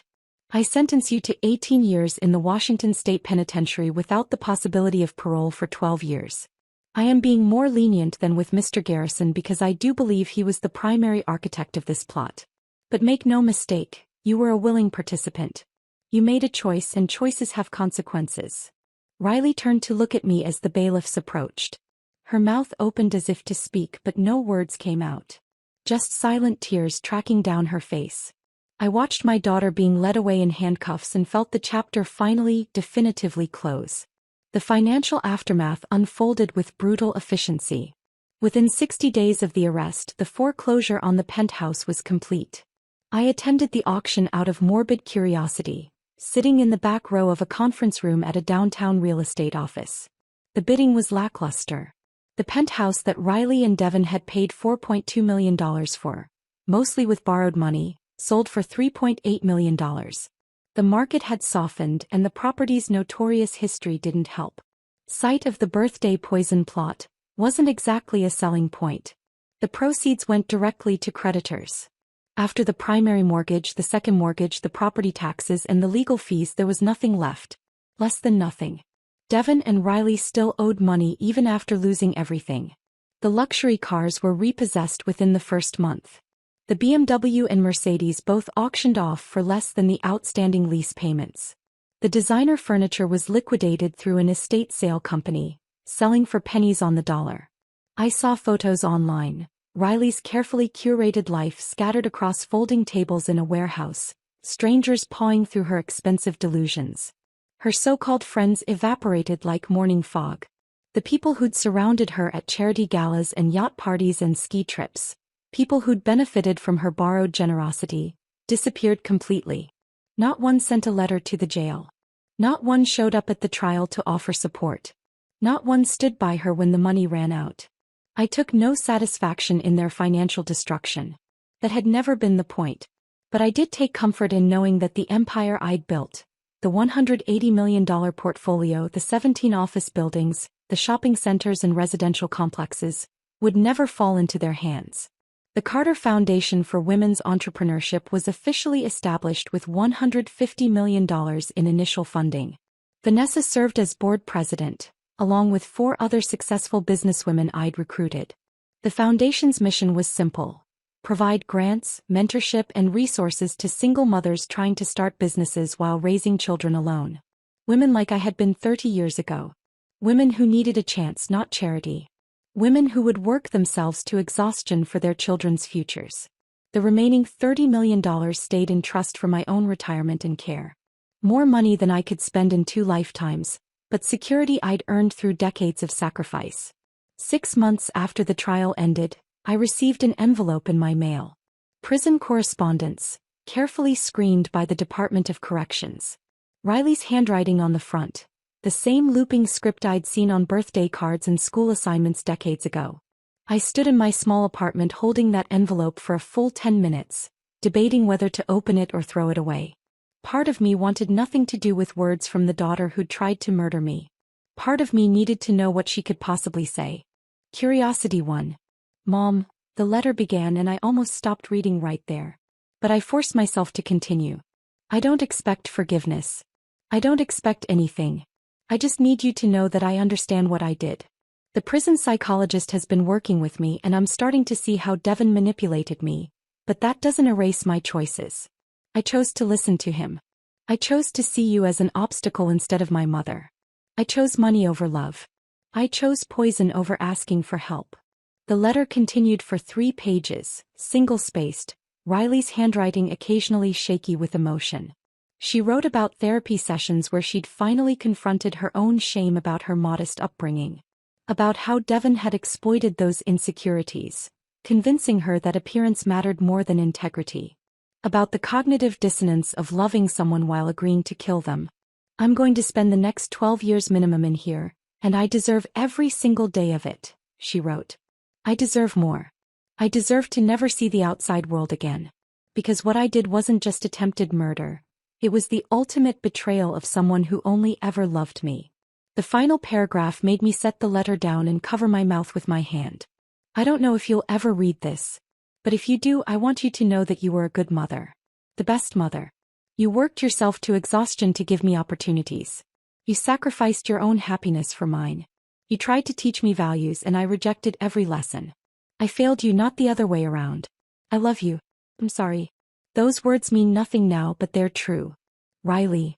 I sat in my apartment with that letter in my hands and cried for the first time since the arrest. Not for Riley as she was now, but for the little girl she'd been. For the relationship that could have existed. For the mother-daughter bond that had been poisoned long before that birthday dinner. Today I'm 58 years old. A year has passed since that November night when I faked a heart attack on my daughter's penthouse floor. I still live in my rent-controlled Capitol Hill apartment, though now it's a choice rather than necessity. I still drive my 2009 Camry with the dented bumper. I still clip coupons on Sundays and wear sensible shoes from Payless. But I'm no longer hiding who I am. Carter and Associates Holdings is public knowledge now. I've done interviews with business journals and women's magazines about building wealth in silence, about the philosophy behind my choices, about what I'd do differently if I could go back. I've become an accidental advocate for financial literacy and women's economic independence. High schools invite me to speak to students about long-term thinking. Business organizations want me on panels about real estate investment. It's strange being visible after decades of invisibility, but I'm adapting. Last month, the Carter Foundation hosted its first annual grant ceremony. 15 single mothers received funding to start businesses. Everything from a mobile pet grooming service to a bookkeeping firm to a graphic design studio. I stood on that stage and told them the part of my story that mattered. The struggle, the sacrifice, the belief that hard work and smart decisions could change everything. They didn't need to hear about the murder attempt. They'd already seen that on the news. They needed to hear about the part before. The woman who'd built something from nothing while the world underestimated her. As for Riley, I haven't written back. I haven't visited the women's correctional facility where she's serving her sentence. I don't know if I ever will. I kept her letter though. Put it in a wooden box along with her baby photos, her elementary school report cards, the construction paper birthday cards she made me when she still thought I hung the moon. Maybe someday I'll be ready to forgive her. Maybe not. Some betrayals cut too deep to heal, even with time and therapy and tearful letters. But I'm no longer defined by what she did to me. I'm defined by what I built, what I survived, and what I'll leave behind when I'm gone. I'm Brooklyn Carter. I built a $180 million empire in silence. I survived my daughter's murder attempt. I exposed the truth and brought justice. And I'm still standing. Brooklyn Carter doesn't lose. Brooklyn Carter endures. If this story of a mother's ultimate survival had you holding your breath, smash that like button right now. My favorite part was when Brooklyn faked that heart attack on the floor, knowing the police were already on their way. What was your favorite moment?